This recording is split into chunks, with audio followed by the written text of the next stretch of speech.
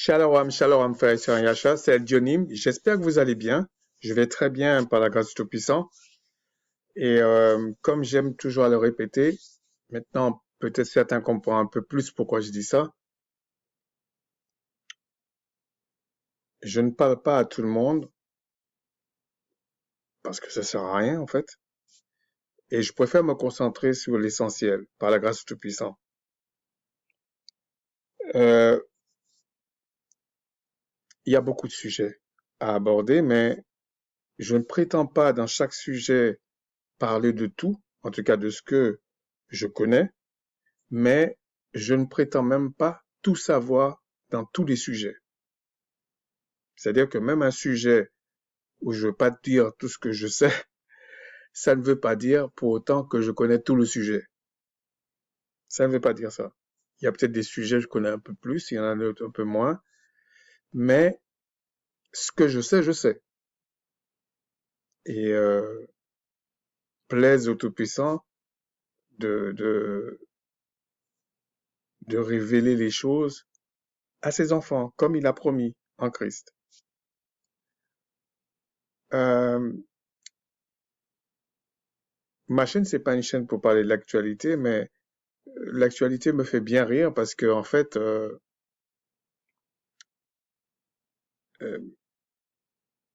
il y a des empires que le Créateur ne connaît pas et qui pensent qu'ils peuvent vivre euh, plus d'un jour.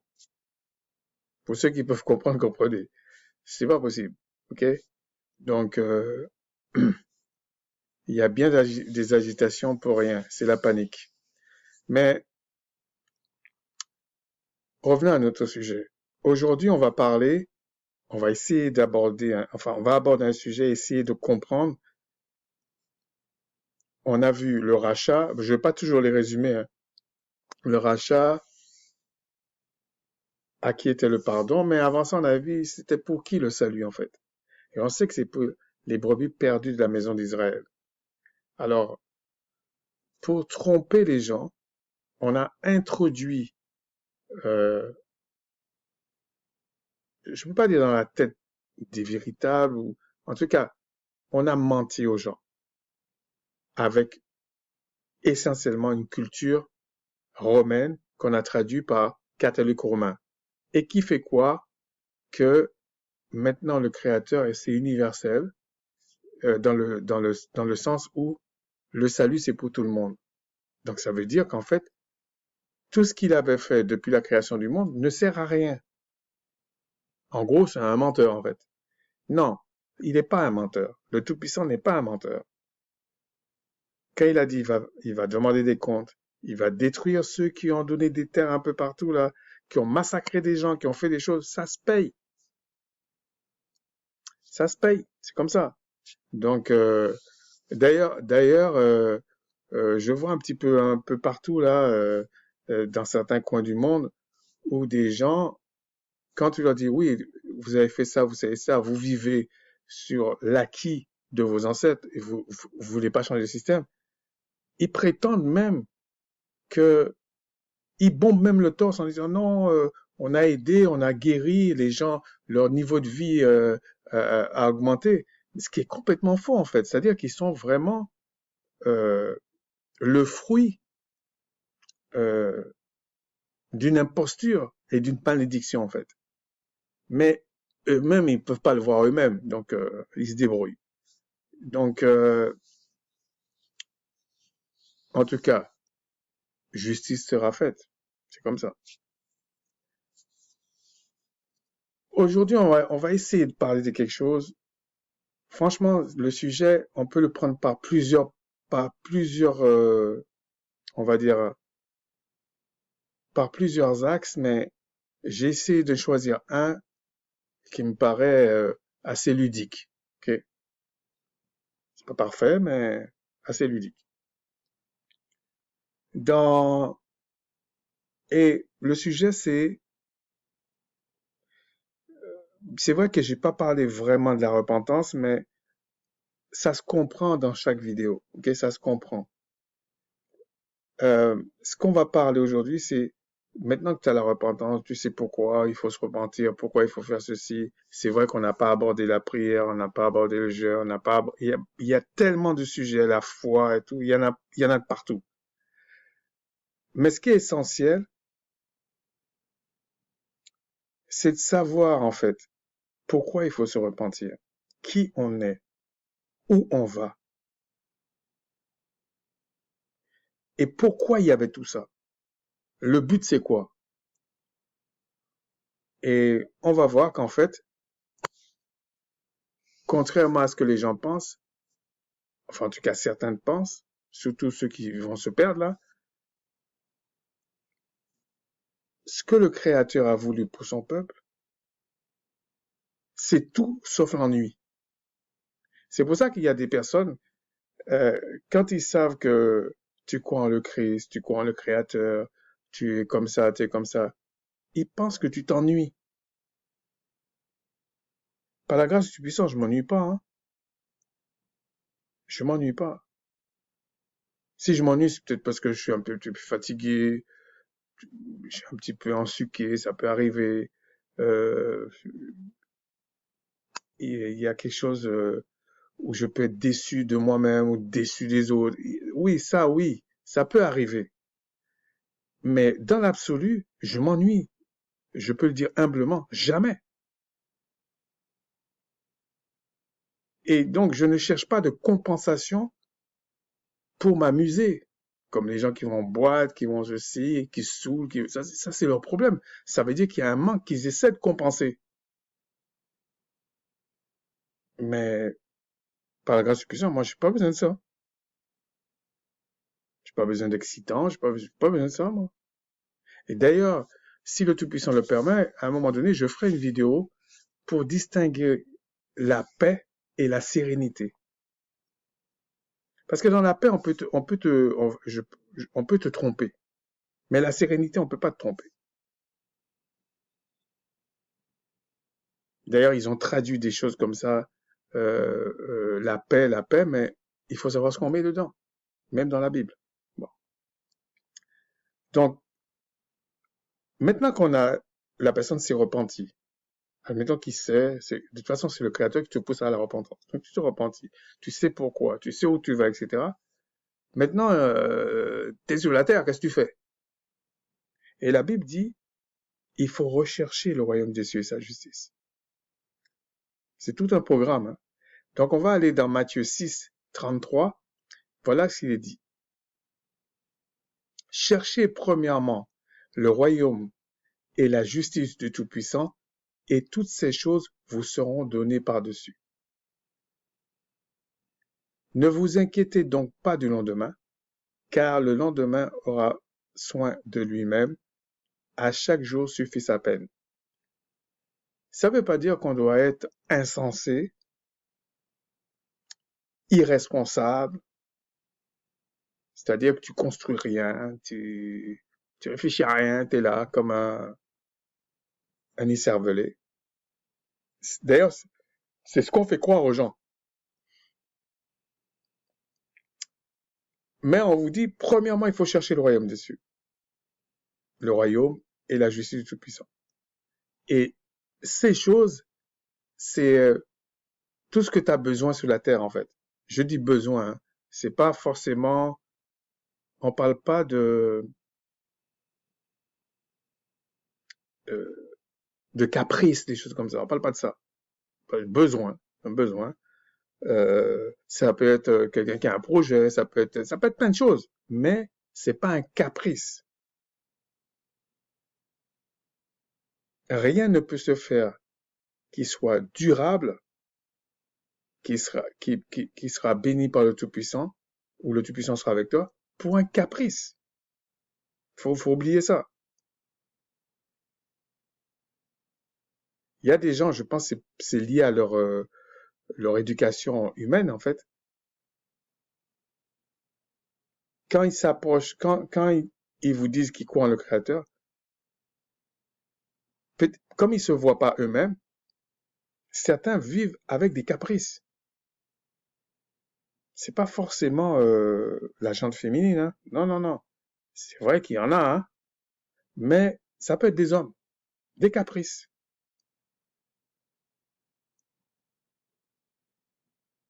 Ça, pour le coup, ça ennuie, ça me gave en fait.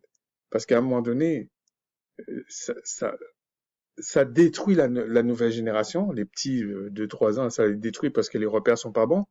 Mais ça ne construit rien pour ceux qui sont adultes.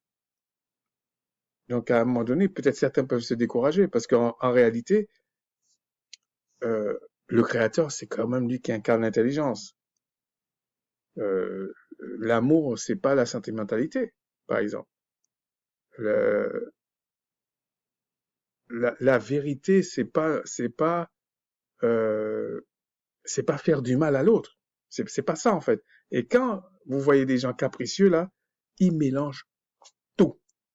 Ils font des choses, on sait pas pourquoi ils font ça, et à la fin, c'est la destruction de tout ce qui, c'est pas bon en fait. Personne n'est content, personne n'est serein, il y a rien. Et mais il faut d'abord savoir aussi, euh, bon, ça veut dire des choses dont tu as besoin, des choses utiles pour les autres, pour soi-même, etc. Mais on vous dit, recherchez premièrement. Ça ne veut pas dire qu'il ne faut pas chercher ces choses-là, qu'on a besoin. Ça ne veut pas dire ça. Et quand on vous dit ne vous, ne vous inquiétez donc pas du lendemain, ça ne veut pas dire qu'il faut s'en foutre du lendemain. C'est différent. C'est ne pas s'inquiéter. Mais ça veut dire quoi s'inquiéter? C'est peut-être ça qu'il faut se poser la question. Il y a des gens, 24 heures sur 24, ils s'inquiètent. Mais ils vous disent que ah, j'ai la foi en le Créateur, en le Christ, et là, je suis en paix. Mais si le mensonge tuait à la seconde près, il serait tombé déjà, cette personne-là. Parce que lui-même sait qu'il s'inquiète jour et nuit. C'est-à-dire que même quand il va aller prier, quand il va faire les choses, il s'inquiète toujours. Ça ne veut pas dire que tu ne suis pas le dossier, puisque le Christ dit prier sans cesse. Donc tu peux revenir sur le dossier, où ça en est, etc. Oui, d'accord. Mais s'inquiéter, ça veut dire que t'es pas serein. Ce que tu dis est faux. Ça veut dire qu'en réalité, tu ne marches pas dans les voies du Créateur, en fait. C'est la vérité. Tu ne marches pas. Donc, tu ne fais confiance qu'à ta chair. Donc, comme ta chair sait très bien il n'a pas la puissance du Créateur, il est même faible, donc tu t'inquiéteras 24 heures sur 24. Tu t'inquiéteras aussi 24 heures sur 24, tout simplement parce que tu sais qu'au fond de toi, tu ne marches pas selon le Créateur. Tu ne connais pas le Créateur. Tu l'as jamais eu en contact avec lui. Tu le sais. Mais tu penses que c'est tes raisonnements qui fait que le Créateur... En fait, tu as créé ton propre Créateur et tes propres lois. Ce que font beaucoup de chrétiens. C'est leurs propres lois. Tu sais pas d'où ça sort. Et d'ailleurs, qu'ils en enlèvent, dans les lois de Macha, comme si Macha c'était leur petit copain, là, ben, je parle de Moïse. Et on aurait dit, suivant la direction du vent, s'il pleut ce jour-là, s'ils se sentent en forme, là, ils enlèvent des morceaux. Et ils te disent pas pourquoi. Parce que c'est même pas logique. Eux-mêmes savent que c'est pas logique. Par exemple, on peut considérer dans la loi qui avait été révélée à Macha, il y avait les lois sacrificielles, ça veut dire fusion de sang, les lois purement cultuelles, culte même collectif, et les lois, ça veut dire cérémonielles, les choses comme ça, les fêtes, les convocations, etc. Et tout ce qui était loi sociale, les interactions entre les individus dans la terre promise. On peut comprendre aisément que si le Christ a fait un sacrifice, ça veut dire il y a peut-être un lien avec les sacrifices, les lois sacrificielles qu'on avait révélé à Macha. Donc là, c'est bon. Mais tout le reste reste.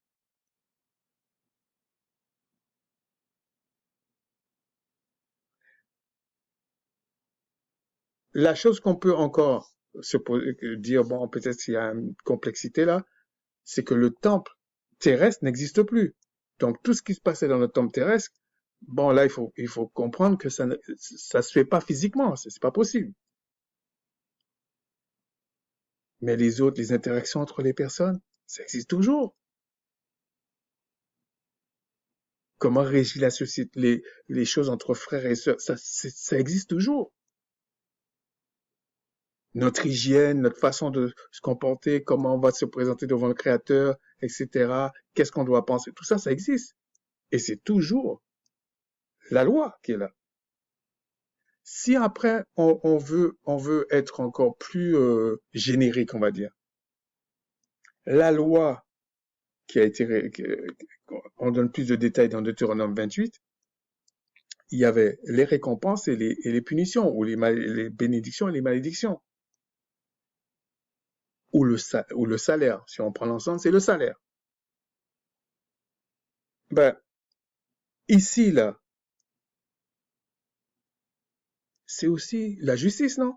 C'est ça la justice du Créateur. Donc quand on vous dit le royaume et sa justice, il faut penser à tout ça. Parce qu'on ne peut pas rendre justice sans une loi. Ça n'existe pas. On ne peut pas rendre justice sans euh, euh, euh, qu'il y ait un supérieur qui dit voilà, c'est comme ça. Donc, quand on voit les récompenses et les punitions, ça, c'est la justice. On sait que voilà ce qui arrive.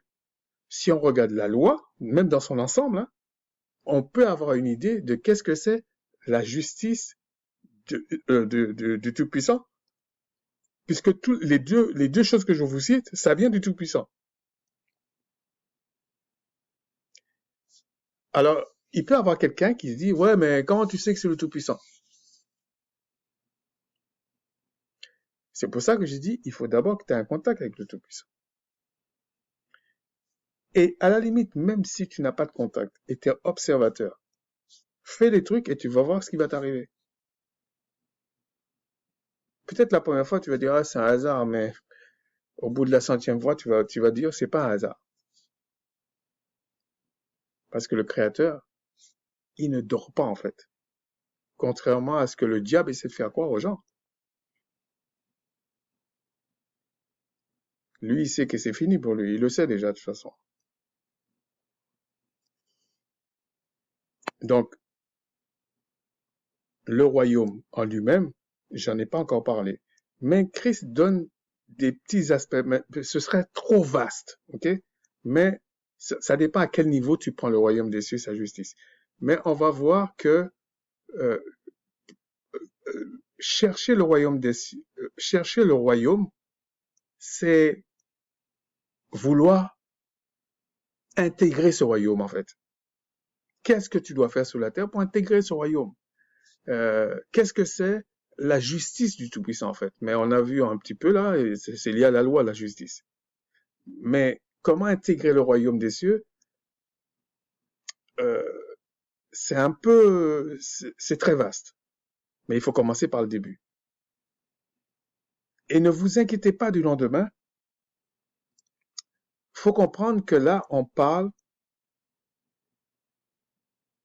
à ceux qui comprennent qu'il faut se repentir.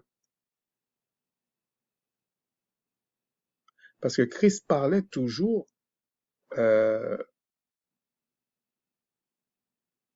aux brebis perdues de la maison d'Israël. Il y a des gens qui pensent que ils sont, ils ont une mission plus grande que le Christ sur la terre. C'est pas possible. C'est pas parce que Christ a dit vous ferez des choses plus grandes que moi que la mission que la personne aura sera plus grande que le Christ. C'est pas possible. Le seul qui a racheté et le seul qui est le souverain sacrificateur, selon l'ordre de Melchisédek, ça veut dire selon l'ordre céleste, c'est le Christ.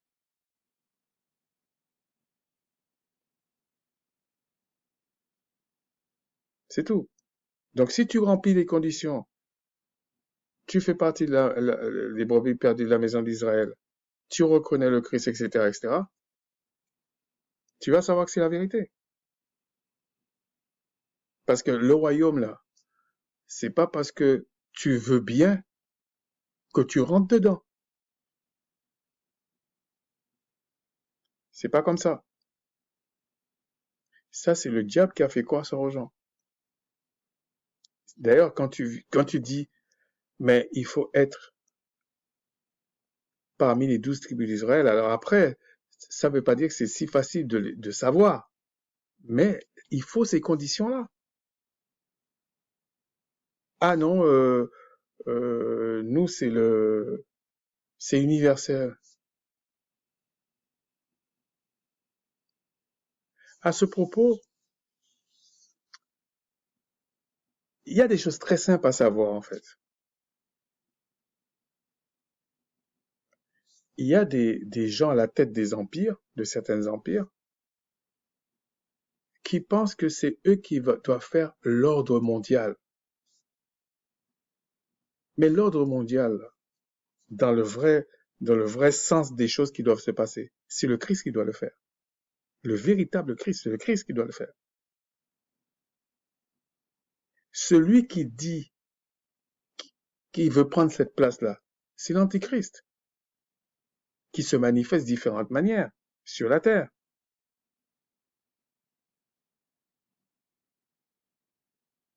Le diable a aussi des serviteurs, hein, des enfants.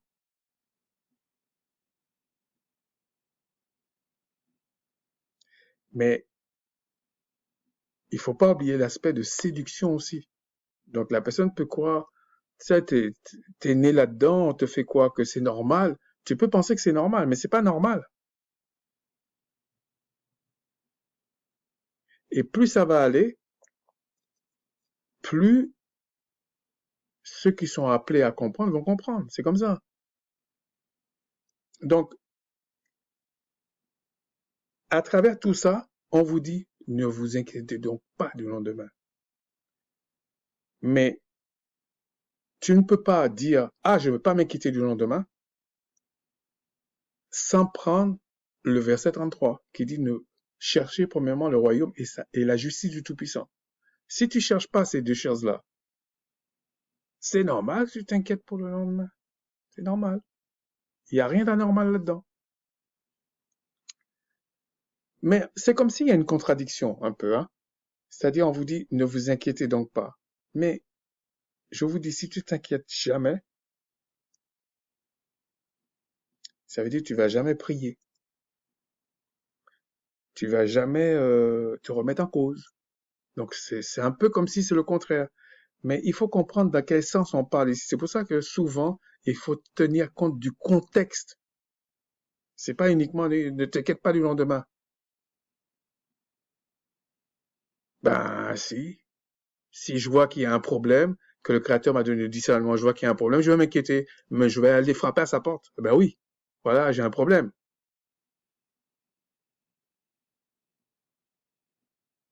La vraie complexité, c'est que si tu prétends que le Créateur est ton Père, que le Christ est ton Seigneur, ou même ton frère, et tu cognes à leur porte,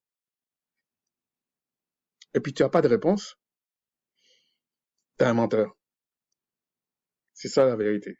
Donc assieds-toi et dis non, il y a quelque chose que je me suis trompé. C'est comme ça qu'il faut prendre les choses. Donc, au sujet de comment il faut se comporter, puisqu'on vous dit chercher premièrement le royaume des cieux, on va prendre ça comme base, ok? On vous dit dans Philippiens 4, réjouissez-vous toujours dans le Seigneur, je le répète, réjouissez-vous. Alors ça veut dire qu'en fait, tu t'inquiètes pas, tu te réjouis toujours. Quelqu'un qui est de l'extérieur, qui lit ça sans comprendre, ils vont dire, c'est un écerveleux le gars. Et c'est vrai, parce que si tu retires tout dans les contextes, euh, c'est toi le perdu en fait. T'es aussi perdu que quelqu'un du monde, ok? C'est comme ça. Non, quand il dit réjouissez-vous toujours dans le Seigneur, c'est réjouissez-vous euh, en connaissance de cause. en contemplant les choses. Oui, tu auras de quoi. C'est pour ça que, normalement, si tu te réjouis, tu t'ennuies pas. Que votre douceur soit connue de tous les hommes, le Seigneur est proche. Quand on dit douceur, ça ne veut pas dire qu'il faut écarter la justice du Tout-Puissant. Parce que souvent, les gens sont tentés par ça. Quand ils savent que tu crois en la Bible, ils pensent que tu es bête. Ils viennent te demander des choses, ils viennent te dire des choses, comme si tu étais un idiot en fait.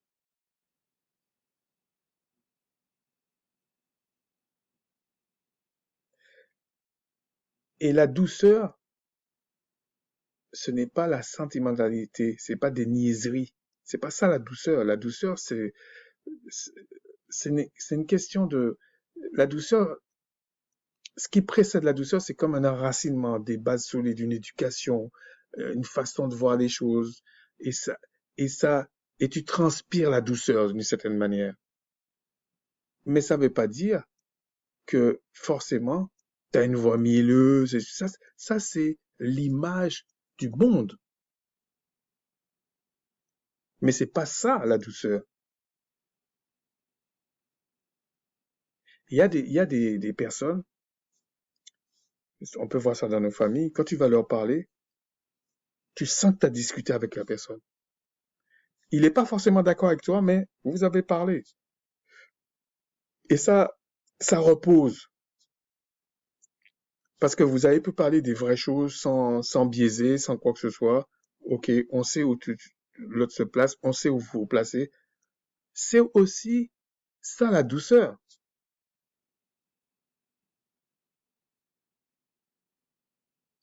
Mais il y a des personnes, ils prétendent qu'ils sont doux et humbles de cœur. Franchement, on aurait dit le Christ en fois 100.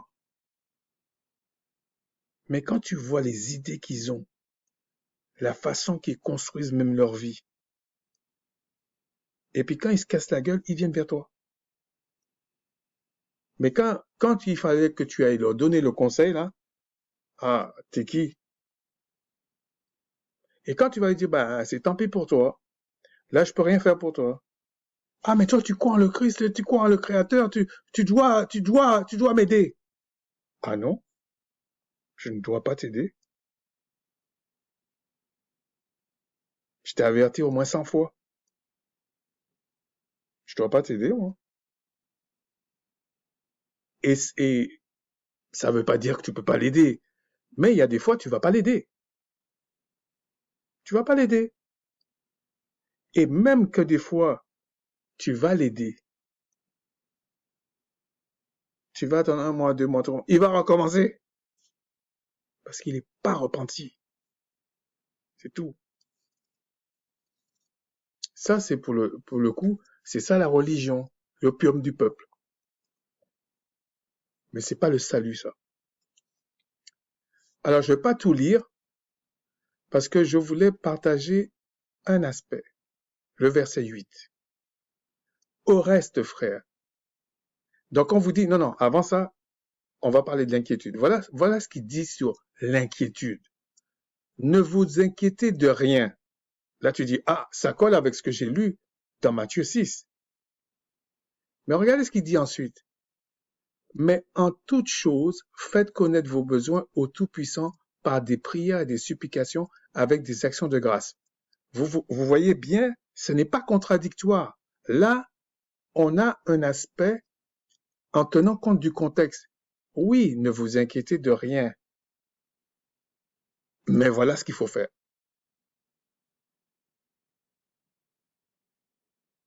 Parce que la prière, c'est une communication hein, entre le Père et vous, entre le Christ et vous, parce que c'est un royaume des vivants.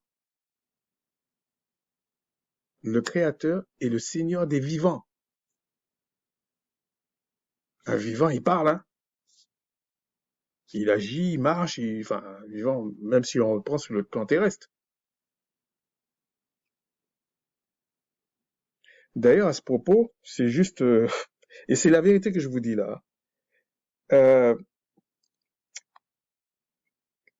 ma conversion s'est faite comme ça. C'est un jour, et ça panique, hein. Je me suis dit, si le Créateur existe, et moi je le connais pas, parce que j'ai posé des questions à plein de personnes, je vous ai déjà dit ça dans une vidéo, à des gens de ma famille, d'autres personnes, des gens plus âgés que moi, que je pensais que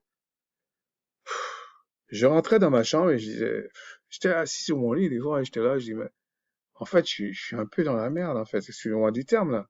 Mais je les aime bien, mais ils savent rien, en fait. Et moi, je sais pas. Alors, qu'est-ce que je fais? Je continue à faire ces trucs-là ou qu'est-ce que je fais? Ou est-ce que je fais bien? Est-ce que je fais pas bien? Qu'est-ce que je fais? Pour le coup, j'étais inquiet. J'étais inquiet. Parce que je me suis dit, soit c'est vrai, et là, je suis dans un problème énorme, insoluble. Personne ne peut m'expliquer là. Soit c'est pas vrai, et je perds mon temps. Et que eux aussi, en tout cas, dans les deux sens, moi je disais ils mentent. Ou ils savent pas. Mais une chose qui m'avait fait euh, réfléchir,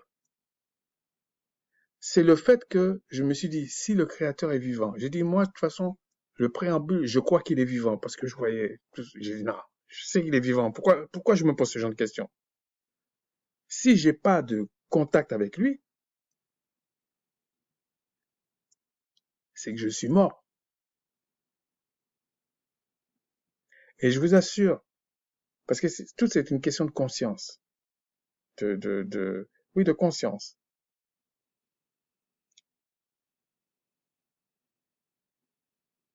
Je suis pas quelqu'un qui panique très souvent. Mais là, je vous assure, j'avais la vingtaine, j'ai paniqué. Là, je me suis rendu compte que non, c'est peu importe là où je vais là, c'est vraiment une malédiction, ça. J'avais jamais ressenti ça avant. J'ai dit non, non, non, non, non, non. Et c'est là, parce qu'il faut pas se mentir. Je vois des gens qui viennent, des fois, qui veulent faire un concours avec moi ou avec peut-être d'autres personnes, hein. Nous avons la vérité, moi je sais ça, moi je sais pas ça, machin.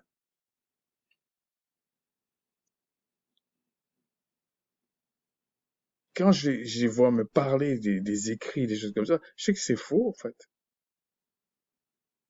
Mais je vais pas faire un concours avec quelqu'un. Franchement, je m'en fiche, en fait.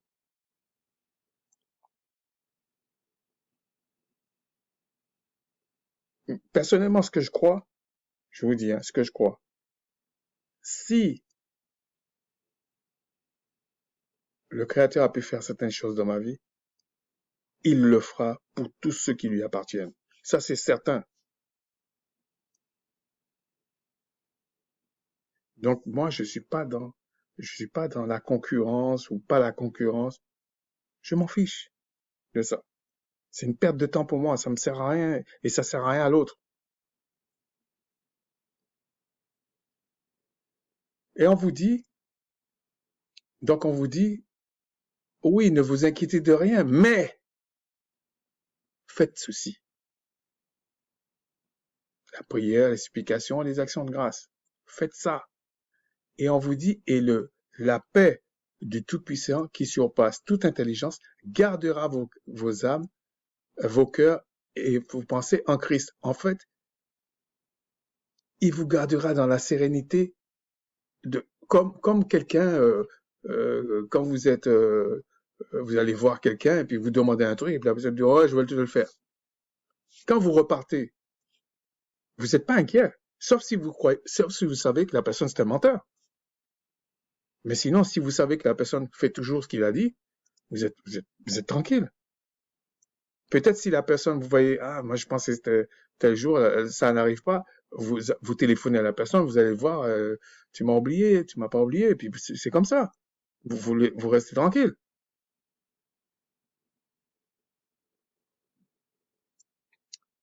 Mais on vous dit, en plus, c'est ça qui m'intéressait aussi, puisqu'on vous dit recherchez le royaume de Dieu et la justice tout puissant, et on vous dit, au reste, frère, que tout ce qui est vrai, tout ce qui est honorable, tout ce qui est juste, tout ce qui est pur, tout ce qui est aimable, tout ce qui mérite l'approbation, ce qui est vertueux et digne de louange, soit l'objet de vos pensées. Vous savez ce qu'il est en train de dire là?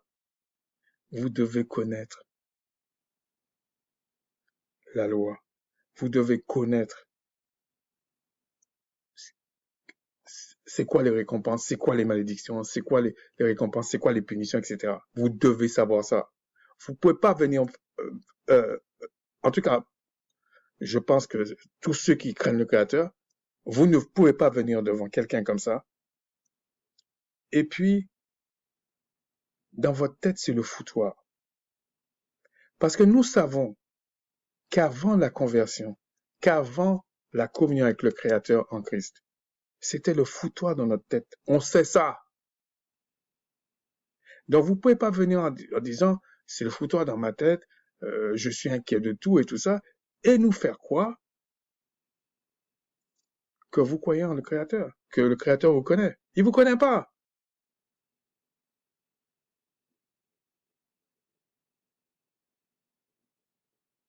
C'est comme j'entends des gens, ouais, mais le Christ, c'est pas une question de couleur, Israël, c'est pas une question de race.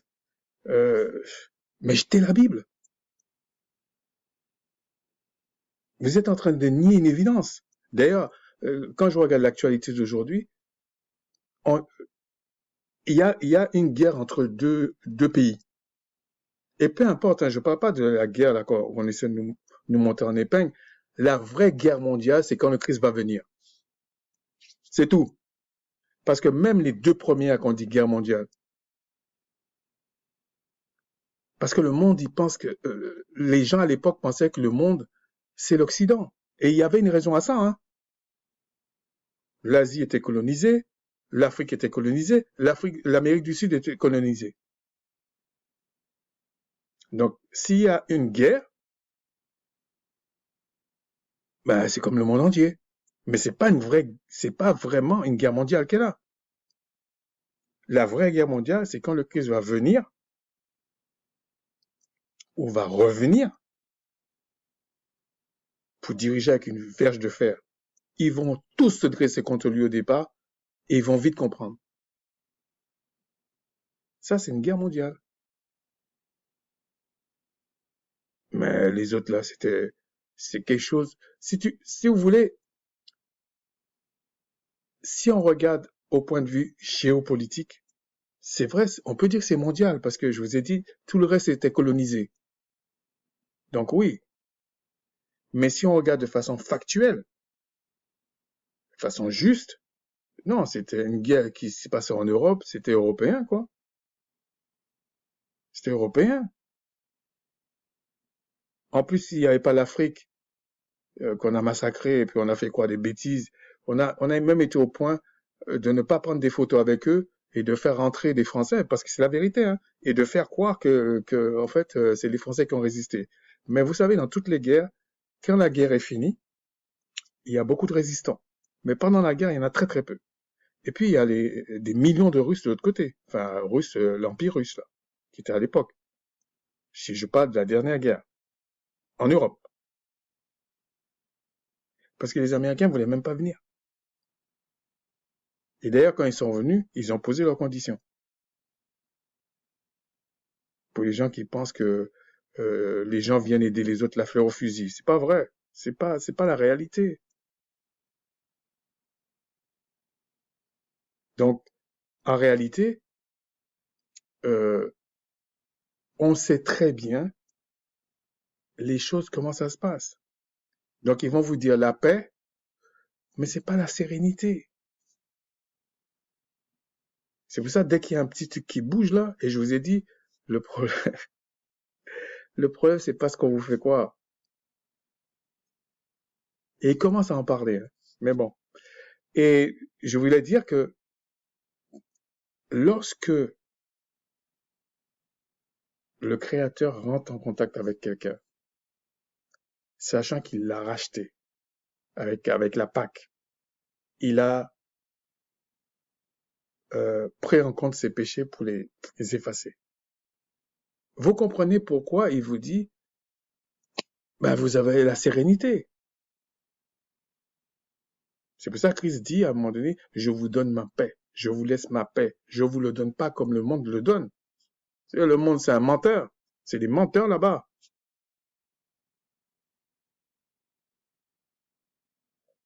Il y a tellement la paix dans certaines zones du monde, c'est là qu'il y a le plus de suicides, même des jeunes.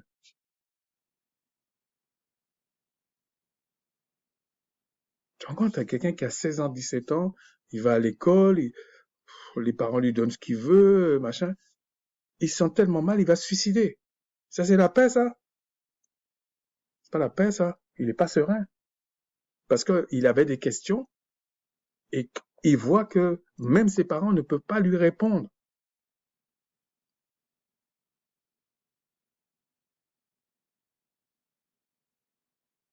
Parce que ses parents, c'est pas le Tout-Puissant. Voilà, c'est comme ça. Ni le souverain sacrificateur, ni le Christ. Euh, donc, on vous dit l'état d'esprit que vous devez avoir. Mais c'est pas un truc que vous vous mettez dans la tête. Vous pouvez pas faire ça. Si vous êtes pas né d'esprit, vous ne pouvez pas apprécier ce qui est honorable parce que vous avez toujours l'impression qu'on va vous tromper.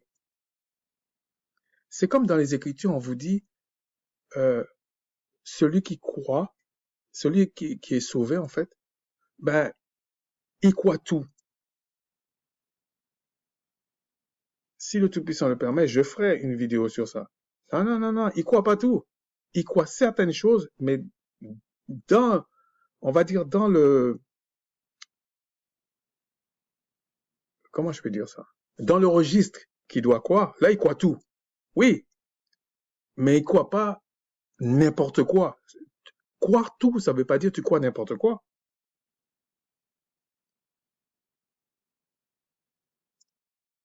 On va continuer je vais essayer d'aller plus vite là. On va continuer dans toujours Matthieu 7. Voilà ce qu'il est dit. Je crois qu'on va deux ou trois fois dans Matthieu 7. On vous dit, au verset 1, ne juge, je pense que c'est Christ qui parle là, ne jugez point afin que vous ne soyez point jugés. Sachez que Christ ne parlait pas pour les étrangers. Arrêtez de mentir aux gens, à ceux qui font ça. Et surtout les chrétiens. Enfin, pas tous, parce qu'il y en a certains qui croient, hein, mais ils restent ils savent pas quoi faire, quoi, donc ils restent là. Mais bon. Mais la majorité pense que Christ parlait à tout le monde.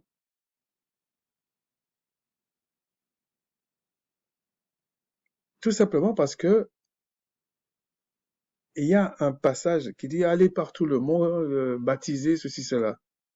Mais même, humainement parlant, vous ne pouvez pas faire fi de 99% de ce que quelqu'un a dit par rapport à un moment donné, il vous dit 1% et vous croyez que les 1% remettent en cause les 99%. C'est que vous êtes un menteur et vous êtes un manipulateur et voire un imposteur. Et la personne vous dira, moi, j'ai jamais dit ça. Parce que la chose qu'il faut se dire, mais s'il dit ça là,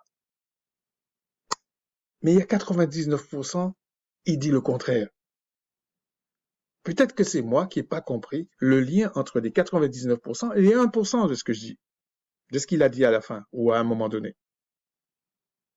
Ça, c'est plus euh, honorable. Là, c'est moins lâche, moins hypocrite, moins menteur, oui.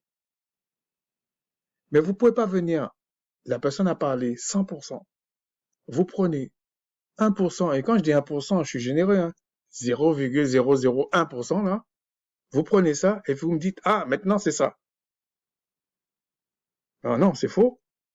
C'est toi qui n'as pas compris. Alors au début, vous pouvez vous moquer de nous. Mais ce sont les bénédictions du Créateur, comme il est écrit, qui ne sont suivies d'aucun chagrin.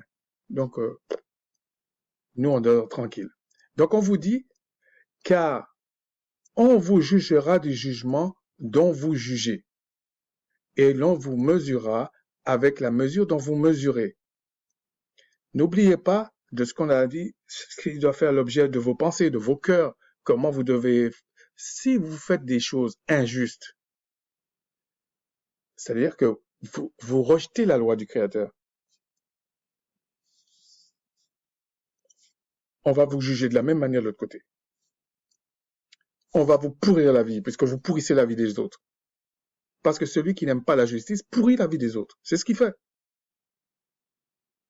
Je ne parle pas si c'est le Créateur qui décide de pourrir ta vie. Hein. Je parle d'un individu. Il décide, euh, parce qu'il connaît, il est mal éduqué, on va dire comme ça, de pourrir la vie d'un autre. Mais on va lui pourrir la vie aussi.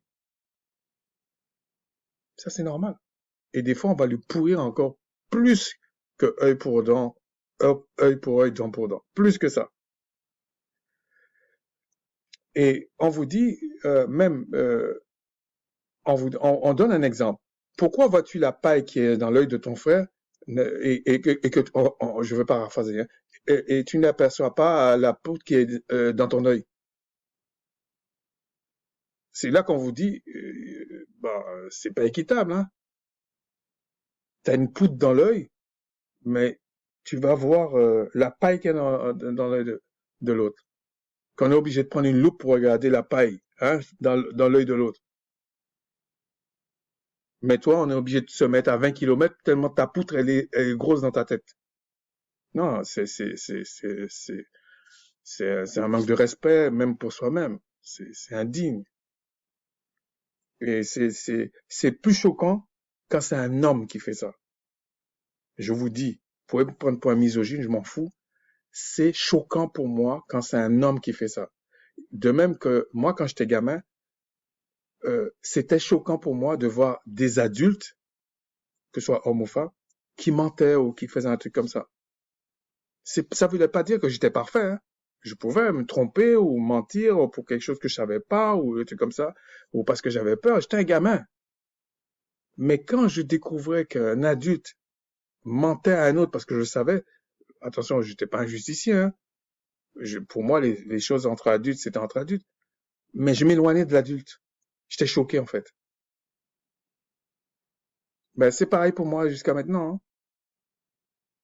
Quand je vois quelqu'un qui se dit ceci, cela, il est tellement chrétien, il est ceci, il est cela, il est machin. Mais quand il faut scruter les autres, là, ah, le gars, c'est un spécialiste. Ça me choque. Ça me choque. Et surtout quand c'est un mec qui fait ça, ça me choque. Et puis tu lui parles d'une chose évidente, il te dit oui, c'est ça, mais non, j'y crois pas.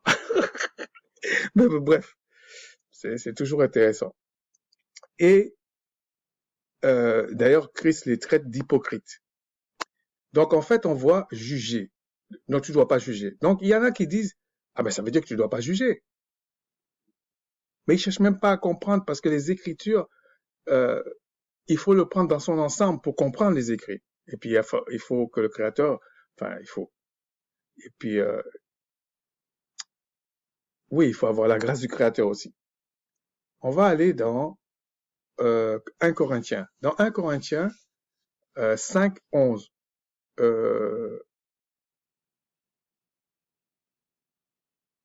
Oui, on va prendre 5, 11. Maintenant, ce que je vous ai écrit, c'est de ne pas avoir des relations avec quelqu'un se nommant frère, est impudique, ou cupide, ou idolâtre, ou outrageux, ou ivrogne, ou ravisseur, de ne même pas manger avec un tel homme. Souvenez-vous qu'on avait vu euh, qu'est-ce qui doit faire l'objet de vos pensées. Quand on dit l'objet de vos pensées, sachez que vos pensées sont de votre cœur. Hein. Donc il faut que votre cœur Mais vous pouvez pas vous changer vous-même. C'est pas possible. De même que vous pouvez pas naître d'esprit vous-même. Il faut que c'est d'une grâce du Créateur. Et on vous dit ensuite, qu'ai-je en effet à juger ceux du dehors? N'est-ce pas ceux du dedans que vous avez à juger? Donc quand Christ dit, ne jugez pas de peur que vous soyez jugés de la même manière, il parle aux brebis, il parle aux Israélites. Il n'est pas en train de parler au monde entier. Non, il n'allait pas perdre son temps comme ça. Parce que ça n'a rien à voir avec les promesses et les alliances. Il vient faire quoi? Il va aller chez un peuple de l'autre côté. On va lui dire, mais c'est qui ce mec qui me parle comme ça, qui dit des trucs, je comprends rien de ce qu'il me raconte. Et c'est sûr qu'on allait lui dire ça. Oui, mais avec Moïse, avec ceci, il y avait ça, il y avait ça. Ah ouais, non. Le va lui dire, mais on connaît pas Moïse, Abraham, de quoi tu parles? Mais il fallait qu'il parle à ceux qui connaissent. Pour ceux du dehors, le Tout-Puissant les juge. Ôtez le méchant du milieu de vous. Donc en fait, tout ça là, il était en train de dire que entre frères et sœurs, ce n'est pas méchant de donner son avis. C'est les ragots, les racontars, c'est les méchancetés, l'hypocrisie. C'est-à-dire que tu marches, tu fais cavalier seul. Tu, tu, tu, quand tu penses à quelque chose, tu penses pas à tes frères, à tes sœurs. C'est comme un homme qui est marié avec des enfants, il pense qu'à sa gueule. Il y en a. Il y a des femmes aussi. Ce sont des choses qui me choquent.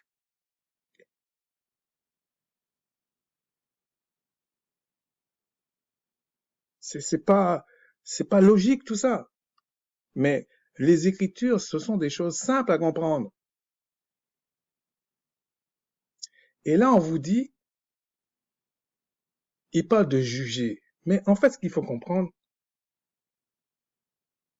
le Créateur nous a pas donné à juger maintenant. Déjà, il a donné le jugement à son Fils, au Christ.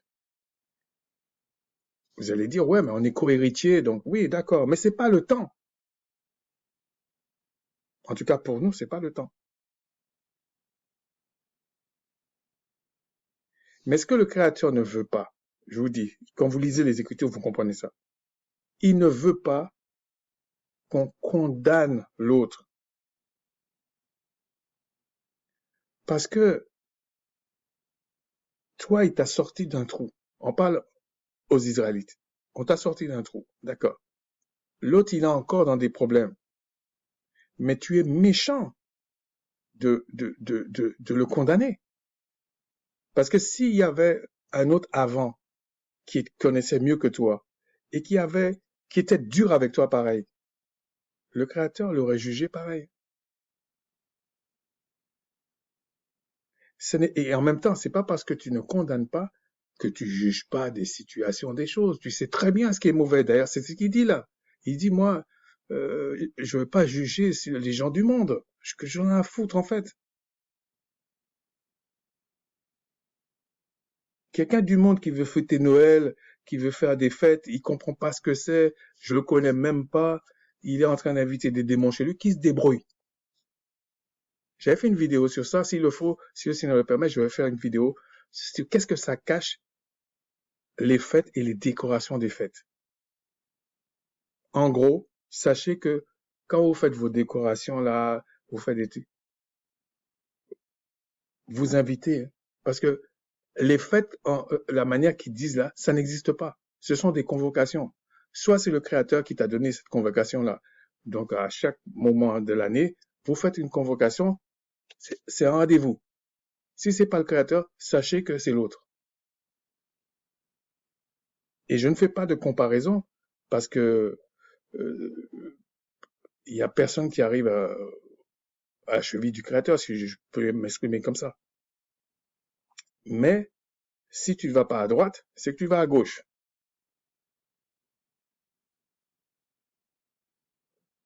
Ce qui m'étonne toujours, encore avec les chrétiens, en tout cas une bonne partie d'entre eux, c'est que quand vous parlez des lois du Créateur, ou des fêtes, des convocations, ah, mais ça, c'est caduc. D'accord. Ils cherchent même pas à comprendre, hein. Caduc. OK. Mais tu le vois dans toutes les fêtes du monde. Ah, je fête pas Noël, mais il a un sapin chez lui. Non, c'est pour les enfants. Démerdez-vous. Tuez vos enfants. Tuez-vous. Parce que le Créateur a dit, vous lisez ça dans l'Apocalypse, celui qui ment, qui continue à mentir, celui qui triche, qui continue. Parce que pour lui, oui, il a le Seigneur que sous les lèvres. Il l'a pas dans le cœur. Mais quand il a des problèmes, là, ah, il va crier partout. Ça va marcher peut-être une fois, mais pas deux fois, pas 15 fois, hein. Donc, rechercher d'abord le royaume des cieux et sa justice, c'est de ne pas s'inquiéter du lendemain, oui. Mais si tu t'inquiètes, tu sais ce qu'il faut faire. Si maintenant, tu sais ce qu'il faut faire, il y a plein de choses il faut que tu aies un état d'esprit comme ça, mais c'est pas un truc que tu décrètes toi-même. C'est un cheminement. C'est une grâce. Et le fruit que tu dois porter, c'est que tu aies des bonnes pensées. Et qu'est-ce que c'est les bonnes pensées? C'est forcément quelque chose qui est lié à ce que le Créateur aime, à ce qu'il n'aime pas.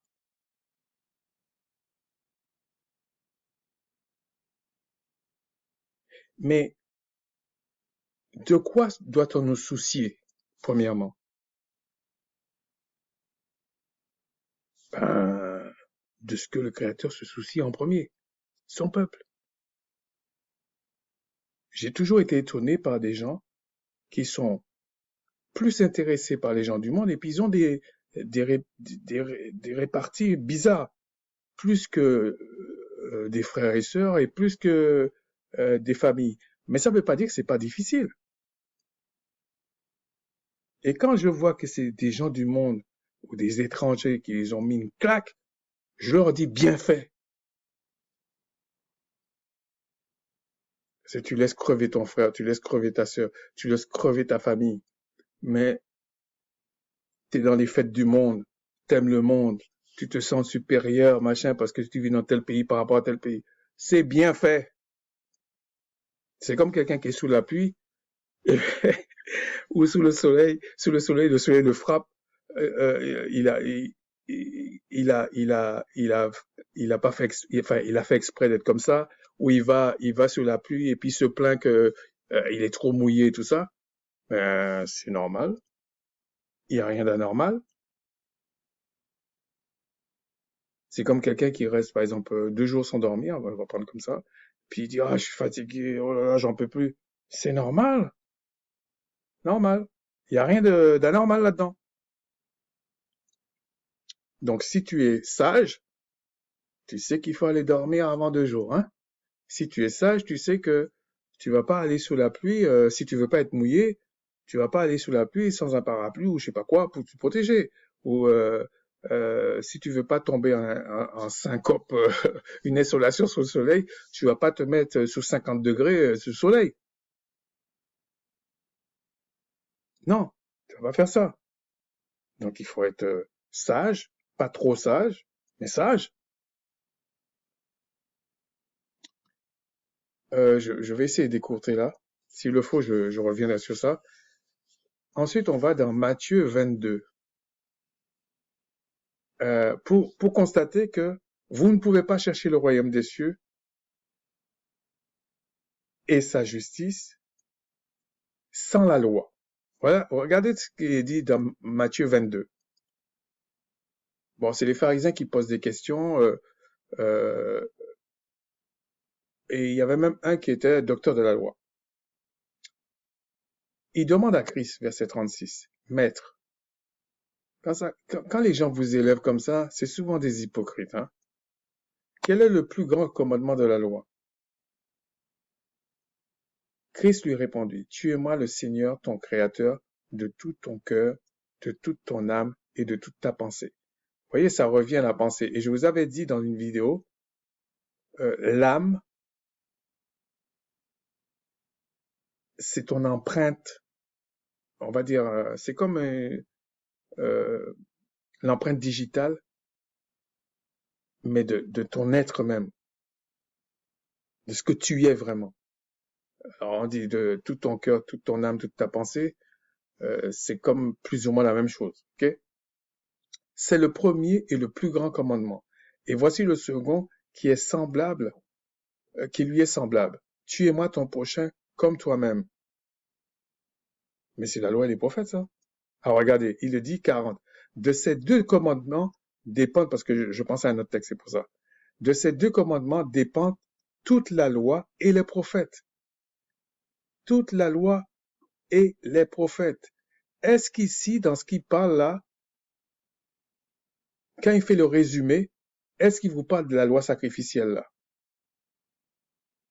Donc il faudrait se poser la question, pourquoi il a résumé comme ça? Tac, il vous parle, aimer ton prochain, on peut dire c'est social, et on vous dit, tu es moi le créateur, tout ça, on peut dire c'est le culte, hein, tout ce qui est cérémoniel, tout ça. Mais pourquoi il parle pas? Parce que Christ parlait, il venait délivrer son message, il savait ce qu'il disait. Donc il prend les deux, et d'ailleurs, le docteur de la loi lui a pas dit que il a mal parlé. Il lui a pas dit ça.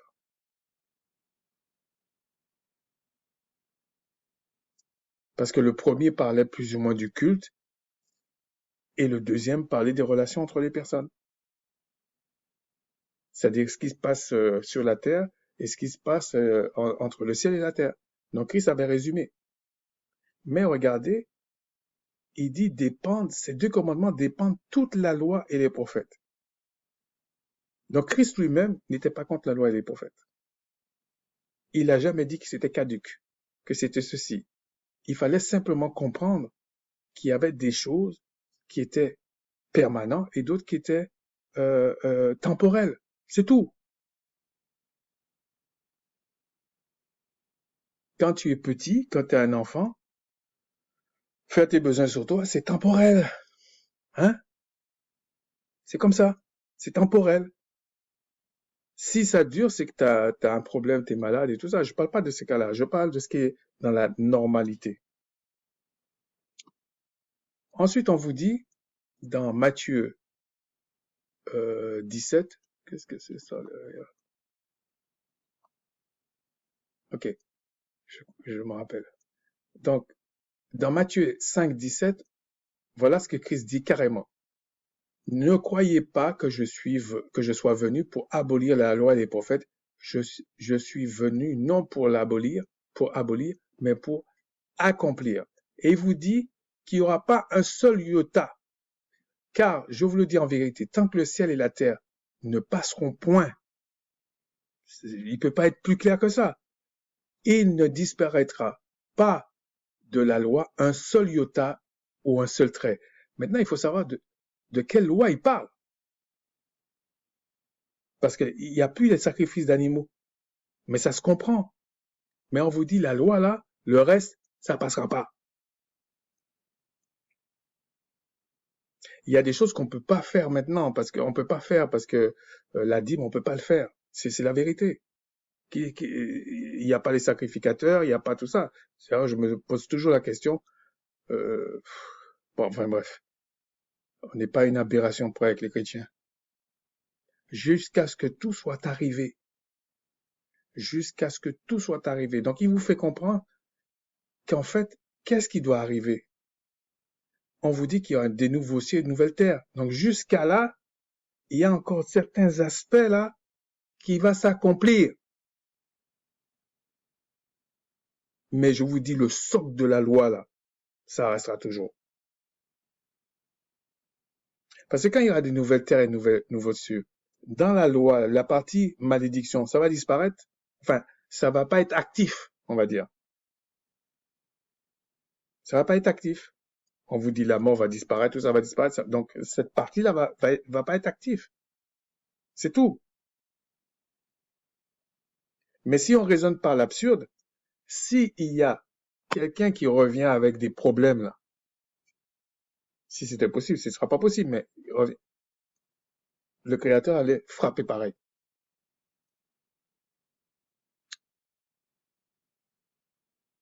Et il dit, si donc, celui donc qui supprimera l'un de ses plus petits commandements et qui enseignera aux hommes à faire de même, il sera appelé le plus petit dans le royaume des cieux.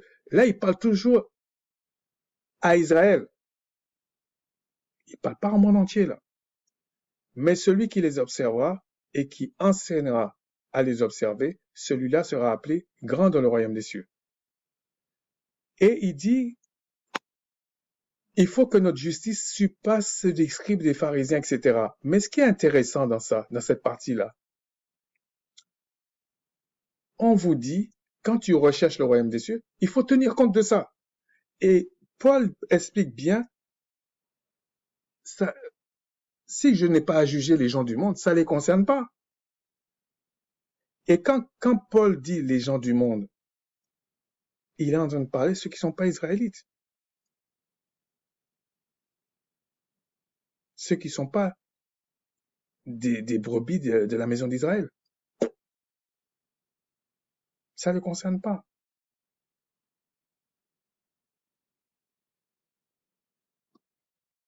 Dans 1 Jean 4, voilà ce qu'il est dit. Par contre, pour les gens qui pensent que ouais, tu dois croire tout, bon, c'est pas l'aspect, mais on verra ça si le Tout-Puissant le permet, si je parle de la foi. Je sais pas si la prochaine fois, on parlera de la foi. Et vous allez voir que peut-être pour certains, vous allez voir que la foi n'est pas ce qu'on dit. Bien-aimés, n'ajoutez pas foi à tout esprit, mais éprouvez les esprits pour savoir s'ils sont du Tout-Puissant, car plusieurs faux prophètes sont venus dans le monde. On dit plusieurs faux prophètes. Donc, faux prophètes, c'est lié à ceux qui enseignent euh, soi-disant les commandements du Tout-Puissant, la loi du Tout-Puissant. C'est eux les faux prophètes. Ça veut dire qu'ils enseignent quelque chose. C'est pas un faux roi, je veux dire. C'est un faux prophète. Donc c'est lié à, à ce qui est, on va dire, euh, du culte. Voilà, du culte. Reconnaissez à ceci l'esprit du Tout-Puissant. Tout esprit qui ne confesse pas Christ venu en chair, que, tout esprit, euh, tout esprit qui confesse que Christ venu en chair est du Tout-Puissant. Et tout esprit qui ne confesse pas Christ n'est pas du Tout-Puissant. C'est celui de l'Antichrist dont vous avez appris la venue et maintenant qui est dans le monde. Et regardez ce qu'il dit. Même les petits-enfants du royaume, ceux qui viennent de naître, des petits-enfants, bon, peut-être pas areux, mais petits-enfants. Vous, petits-enfants, vous êtes du Tout-Puissant. Vous les avez vaincus. Les faux prophètes, vous les avez vaincus. Les puissances de ténèbres, vous les avez vaincus. Parce que celui qui est en vous est plus grand que celui qui est dans le monde.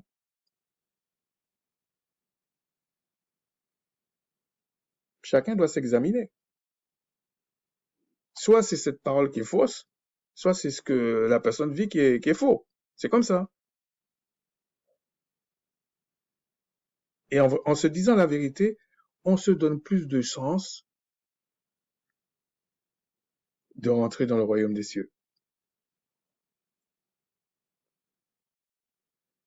Et pour finir, dans Matthieu 19, il y a un autre aspect, et puis on va finir là-dessus. Je pense qu'il y en a deux exemples.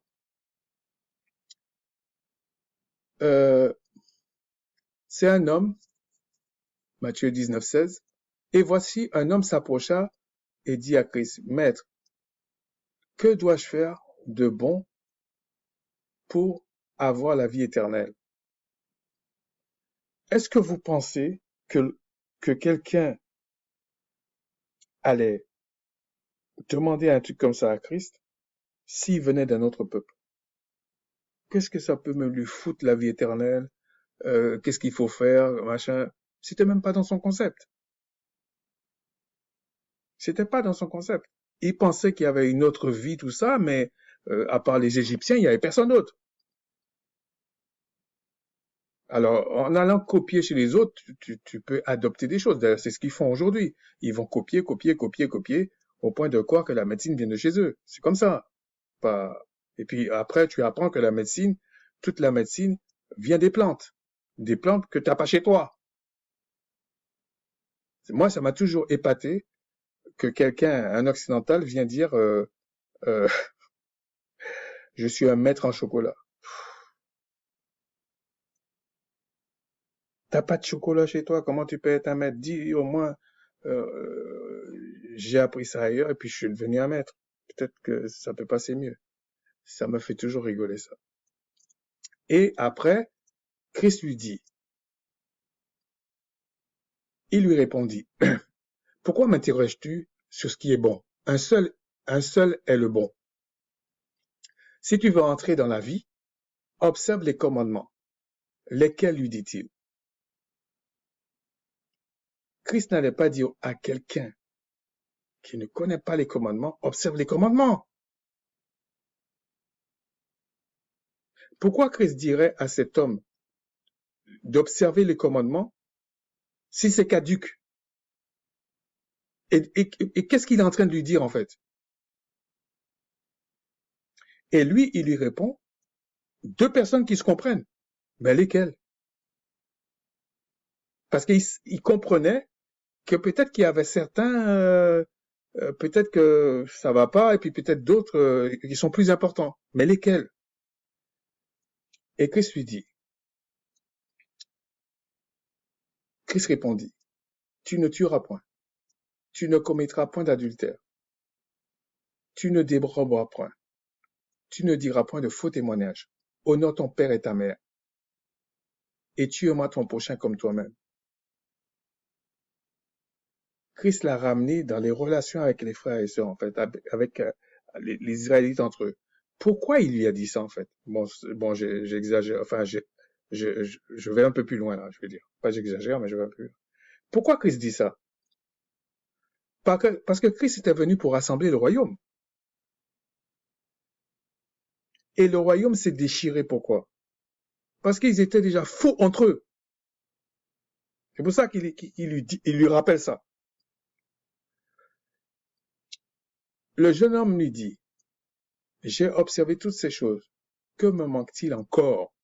Parce que lui, il était conscient qu'en observant toute la loi, il n'a pas la vie éternelle. Pour ceux qui pensent que la loi te donne la vie éternelle, là, on vous prouve, le jeune homme dit non, j'ai fait tout ça.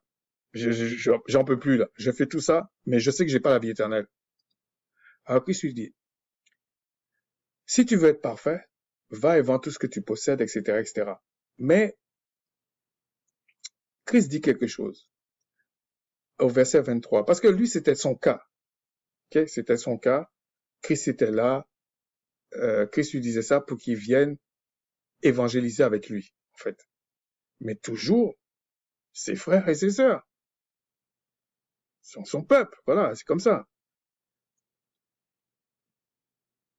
Et au verset 23, il dit, Christ dit à ses disciples, je vous le dis en vérité, un riche rentrera difficilement dans le royaume des cieux. Ça ne veut pas dire qu'il rentrera pas, hein, mais ce sera difficile parce que dans les conditions qu'était Israël à ce moment-là, il fallait une certaine entraide.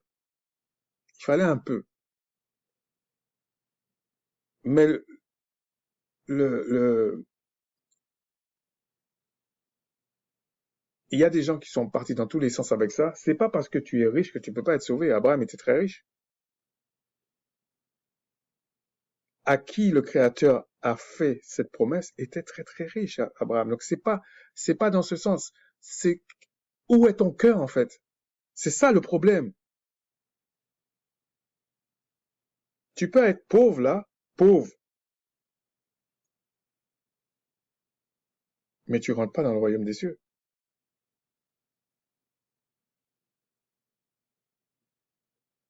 D'ailleurs, c'est ce que les Grecs ont fait quoi avec les philosophes, là? Ils voulaient rien de matériel, croyant que c'est ça le salut. Et aujourd'hui, ils veulent nous donner des leçons. Qui est du créateur, qui est pas du créateur, qui est le peuple du créateur et tout ça. Mais franchement, il faut arrêter d'insulter les gens. Et pour terminer, on va aller dans Jean 4. Je pense que c'est ça que j'avais fait. Je vais arrêter après. Ah non, non. Dans Jean 4, je vais aller vite parce que je voulais vraiment terminer ça. OK. Dans Jean 4, voilà ce qu'il est dit. Euh, Ce que le Créateur demande, je ne vais pas le lire, c'est des adorateurs en esprit et en vérité.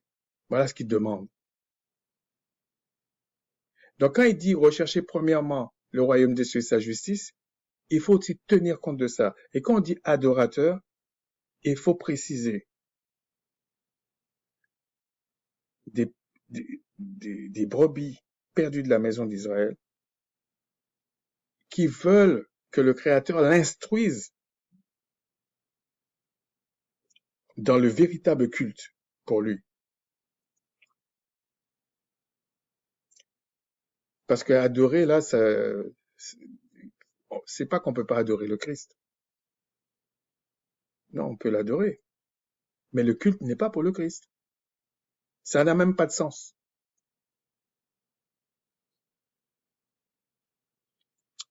Matthieu 13.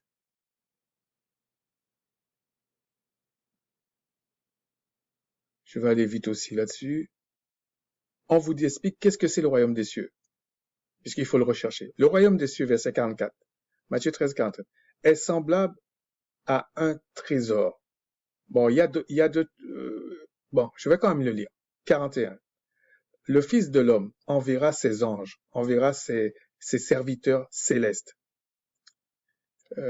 qui arracheront de son royaume tous les scandales et ceux qui commettent l'iniquité.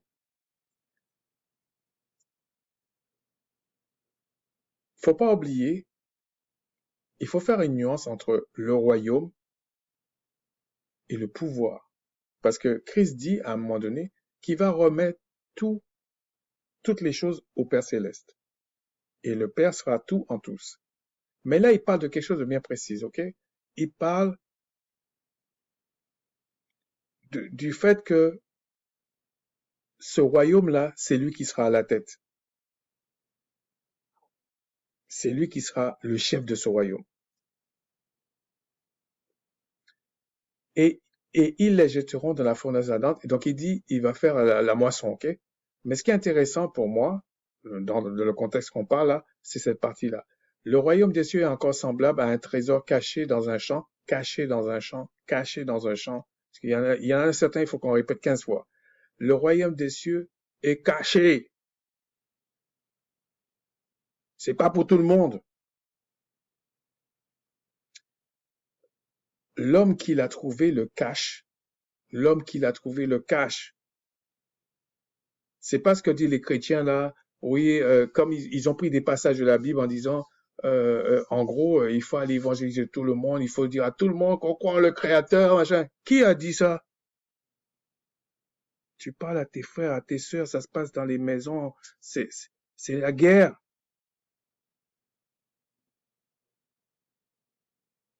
On n'est pas dans la terre promise. Si c'était dans la terre promise, même là, le Christ avait dit dans la terre promise, les maisons qui vous refusent, vous ressortez. Dans sa joie, il va vendre tout ce qu'il a et achète ce champ-là. Le royaume des cieux est encore semblable à un marchand qui cherche de belles perles. Il a trouvé une perle à grand prix, il est allé tout vendre ce qu'il avait et l'a acheté, etc., etc., etc. Mais regardez, il dit le royaume des cieux est semblable à un filet jeté dans la mer et ramassant des poissons de toute espèce. quand il dit de toute espèce, parce que ils ont pris comme symbole le converti avec un poisson, mais de toute espèce. Mais quand il dit de toute espèce, souvenez-vous que tous les poissons ne se mangent pas. Tous, parce qu'il parle que de poissons, il parle pas des crustacés, tout ça. Mais si on pense ça à la lettre, les poissons qui n'ont pas de zèle, qui n'ont pas d'écailles, on les mange pas. Donc même quand il dit de toute espèce là, c'est pas tous les poissons qui existent, puisqu'il dit il faut observer la loi et les prophètes. Quand il est rempli, les pécheurs, la terre, etc., etc., il en sera de même à la fin du monde. Les serviteurs célestes viendront séparer les méchants avec les justes, et ils jetteront à la fournaise ardente. Il y aura des pleurs et des grincements dedans. Ça, c'est beaucoup de choses. Quand il parle comme ça, faut pas croire que ça va se faire tac tac. Ça prend des années. Déjà, Christ va venir régner 1000 ans sur la terre. Il va régler des comptes.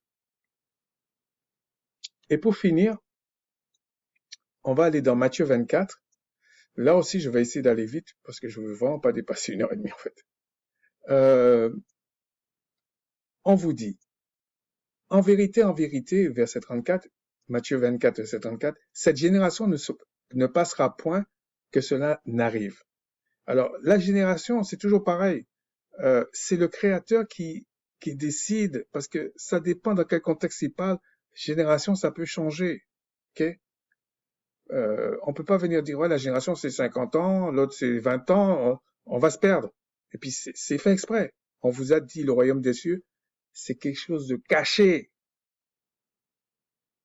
C'est pour ça que Christ est venu le dévoiler, parce que c'était caché. Même on vous dit, le jeune homme qui pratiquait toute la loi, il ne pouvait pas avoir la vie éternelle. C'est pour ça que Christ lui a dit ça. Après, il y a eu des choses qui l'ont dérangé. Mais Christ dit, en fait, après Christ expliquait qu'est-ce qui pouvait coincer si tu adores l'argent. Ça ne veut pas dire que tu n'as pas besoin d'argent, mais s'il y a des gens, franchement, le culte c'est pour l'argent, hein, c'est pas pour le Créateur. Il faut dire les choses comme elles sont. Voilà. Il y en a d'autres. Le culte c'est pour l'imbécilité aussi. Donc à vous de choisir.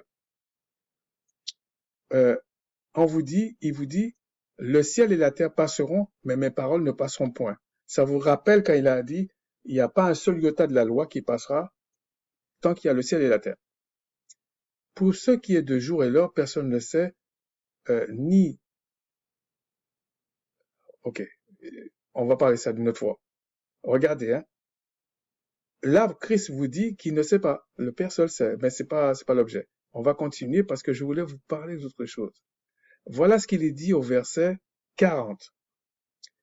Alors, de deux hommes qui seront dans un champ, et il fait allusion à ce qui s'est passé à Noé, mais il dit alors de deux hommes qui seront dans un champ, l'un sera pris et l'autre sera laissé. De deux femmes qui moudront à la meule, l'une sera prise et l'autre sera laissée. Veillez donc, puisque vous ne savez pas quel jour le Seigneur viendra, etc., etc. Il met en garde. Mais c'est pour expliquer que rechercher premièrement le royaume des cieux et sa justice n'est pas facultatif. C'est essentiel. Ce n'est pas facultatif.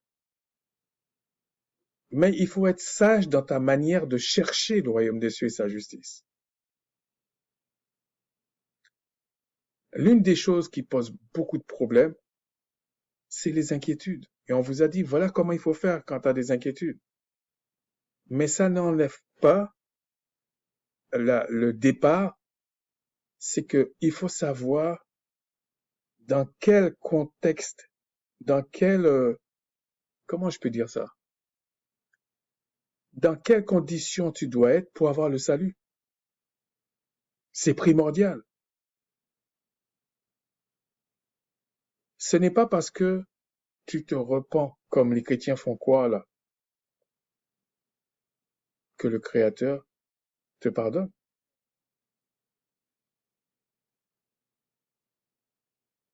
Non.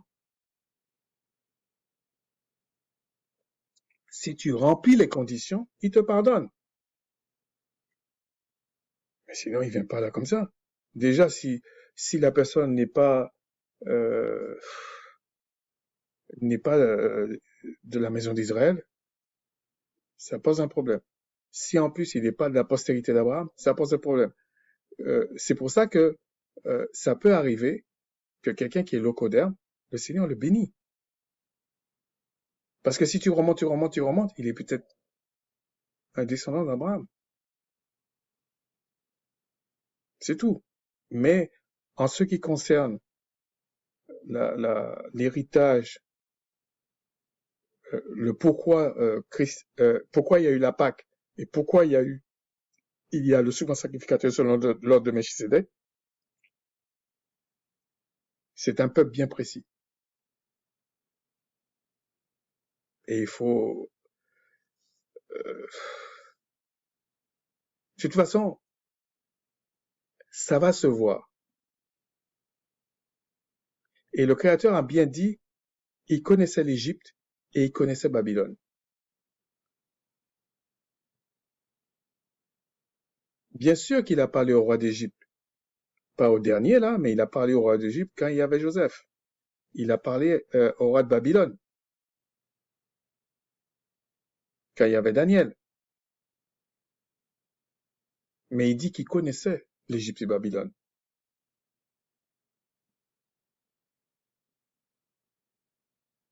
Le Créateur parle pas à tout le monde. Il dévoile pas les choses à tout le monde. Et même là, si on prend les deux rois, eux, ils ne comprenaient pas ce que le Créateur leur disait. Mais si vous comprenez bien, à chaque fois, le Créateur a dit quelque chose, mais c'était toujours pour sauver son peuple. C'était toujours pour protéger son peuple. Vous comprenez maintenant pourquoi l'apôtre Paul dit, à un moment donné, priez pour les autorités, etc., afin que nous menions une vie paisible là où nous sommes, mais selon les prophéties. Si vous êtes à un endroit où le Créateur dit non, la fin c'est là, si vous priez, il va vous donner les moyens de partir. Il va pas laisser le pays paisible. Tout se paye. C'est comme ça. Donc tout ça pour dire que lorsqu'on s'est repenti, lorsque le Créateur, de toute façon, il va vous expliquer tout ça. Quand il vous dit, bon, bah, voilà, tu es réconcilié, on a réglé le problème. Tu n'es plus un employé du diable, tu n'es plus, il n'y a plus le péché. Bon, il y a le sang de Christ qui est là, il y a le sacrifice de Christ, donc on va, le temps que tu deviennes parfait, il n'y a pas de problème, mais tu ne restes pas inactif.